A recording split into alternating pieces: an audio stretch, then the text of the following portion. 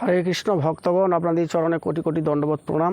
শ্রাবণ মাসের শুক্লপক্ষিয়া একাদশী আমরা কবে করব? শ্রাবণ মাসের শুক্লপক্ষিয়া যে একাদশী, সে একাদশী 19শে শ্রাবণ মঙ্গলবার করব না 20শে শ্রাবণ আমরা বুধবার করব? এই নিয়ে অনেক মতান্তর আছে। 5ই আগস্ট আমরা করব কি 6ই আগস্ট করব, এই নিয়ে আগে আমরা এবং মাহাত্ম্য গীতা ভাগবতের যে মাহাত্ম্য বা একাদশীর যে পারণের মাহাত্ম্য তা আপনারা সমস্ত কিছু এই ভিডিওর মধ্যে পাবেন। মনোযোগ সহকারে তা আপনারা শ্রবণ করবেন। আগে এই একাদশীর মাহাত্ম্য শ্রবণ করুন। ভগবান শ্রীকৃষ্ণকে ধর্মরাজ যুধিষ্ঠির জিজ্ঞেস করছেন, হে বাসুদেব, এই শ্রাবণ মাসের শুক্লপক্ষিয়া একাদশী নাম কি এবং কেমন করে ব্রত করতে হয় এবং কি করে এই ব্রত করতে হয়, কেমন পালনীয়, কেমন তার উপকার, আমাকে তা পরিষ্কার করে বলুন। এই তদুত্তরে ভগবান শ্রীকৃষ্ণ বললেন, হে ধর্মরাজ যুধিষ্ঠির, যে প্রশ্নগুলো আপনি করেছেন এ অতি উত্তম, আর এই প্রশ্নের উত্তরে আমি একাদশীর মাহাত্ম্য বলছি, আপনি তার শ্রবণ করুন, মনোযোগ সহকারে তার শ্রবণ করুন। তখনই ভগবান শ্রীকৃষ্ণ বললেন, এই শ্রাবণ মাসে শুক্লপক্ষিয়া একাদশী পবিত্রা রূপিণী একাদশী, যে একাদশী হচ্ছে আমাদের 19শে শ্রাবণ মঙ্গলবার 5ই আগস্ট, যে 5ই আগস্ট মঙ্গলবার আমাদের এই একাদশী পালন হচ্ছে, একাদশী প্রতিপালন করব আমরা সবাই ভক্তগণ। তা এই একাদশীর মাহাত্ম্য মন দিয়ে আপনারা সবাই শ্রবণ করুন। তাহলে নিশ্চয়ই একাদশী করবেন কি করবেন না সেটা আপনাদের ব্যাপার। আগে একাদশীর মাহাত্ম্য শ্রবণ করুন। ভগবান শ্রীকৃষ্ণ ধর্মরাজ যুধিষ্ঠিরকে বলছেন যে, তোমাকে আমি দ্বাপর যুগের প্রথমে একটি পৌরাণিক কাহিনী তোমাকে আমি বলছি, শোনো। মাহিষ্মতি গ্রামে মাহিষ্মত বলে একজন রাজা ছিলেন। তার রাজ্যে অত্যন্ত সুখ ছিল, তার রাজ্যে ধন সম্পত্তি অত্যন্ত সুখ ছিল, কিন্তু তার শান্তি ছিল না। সুখ ছিল, টাকা পয়সা ছিল, রাজ্য ছিল, সব কিছু ছিল, কিন্তু সুখ ছিল, শান্তি ছিল না। কেন তার শান্তি ছিল না? না, সেই রাজার পুত্র সন্তান ছিল না। তাই তিনি রাজা দেখলেন যে ইহজগতে বা পরজগতে, ইহকাল বা পরকালে যার পুত্র সন্তান নেই তার কোথাও তার শান্তি নেই। এই কথা মনে করে রাজা অত্যন্ত দুঃখিত হলেন।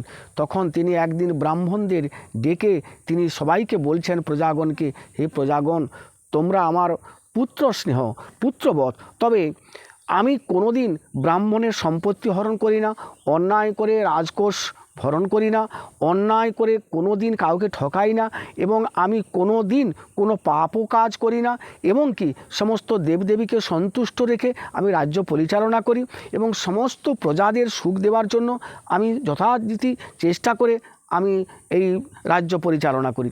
আর আমার রাজ্যে যারা ব্যক্তি, তারা বিভিন্ন রকম পাপী, তাদেরকে আমি যথাবিধি শাস্তি দিই। তথাপিও কেন আমার পুত্র সন্তান নেই? আমার কত কত জন্মের যে পাপ ছিল নাকি, তা আপনারা কৃপা করে কোনো একটা উপদেশ আমাকে গ্রহণ করুন। কেন আমার পুত্র সন্তান নেই? আমার বয়সক্রমে হয়ে গেল, আমার কেন পুত্র সন্তান নেই? তখন ব্রাহ্মণগণ এবং রাজ্যের প্রজাগণ তারা সবাই জঙ্গলে ভ্রমণ করতে লাগলেন। ব্রাহ্মণগণ ভ্রমণ করে করে একটি পর্ণ কুটিরে গিয়ে একটি দিব্য মূর্তি দর্শন করলেন, এক ঋষি দর্শন করলেন। তিনি ত্রিকালজ্ঞ ঋষি, তিনি ভূত ভবিষ্যৎ বর্তমান সব কিছু জানতেন। সেই ঋষি হচ্ছে লোমহর্ষ মুনি, যার লোম ব্রহ্মার এক কল্প চলে গেলে ঋষির একটি লোম পরিত্যক্ত হতো, খসে পড়তো। তাহলে সেই লোমহর্ষ মুনি জানেন আপনারা, লোমহর্ষ মুনির আশীর্বাদে অজামিলের ছোট পুত্র নারায়ণ নাম রেখেছিল। এই লোমহর্ষ মুনি বলেছিল, অজামিলের তার দাসীকে বলেছিল। সেই লোমহর্ষ মুনিকে বললেন যে, আমরা এই জঙ্গলে আপনার দর্শন পেয়েছি, অত্যন্ত সৌভাগ্য, আপনার অনেক পুণ্যের ফলে আপনার দর্শন পাওয়া যায়। তা কৃপা করে বলুন, আমাদের রাজ্যে রাজার পুত্র সন্তান কেন হয় না? আপনি কৃপা করে কোনো একটা বিধান বলুন। তখন ঋষি তখন ধ্যানস্থ হয়ে বললেন, ইনি গত জন্মে একজন ব্যবসায়ী ছিলেন। ইনি ব্যবসার তাগিদাতে এদেশ থেকে ও দেশে যেতেন। এই রাস্তাতে প্রখর রোদের তাপে একদা একটি ছোট্ট একটা জলাশয় দেখতে পেল। সেই জলাশয়ে জল পান করার জন্য যখন উপস্থিত হলেন, সেই জলাশয়ে একটি গাভী এবং তার বৎসা, তার সন্তান জল পান করছিল। সেই গাভীটিকে এবং তার বাছুরটিকে তাড়িয়ে দিয়ে এই ব্যবসায়ী তিনি জল পান করেছিল।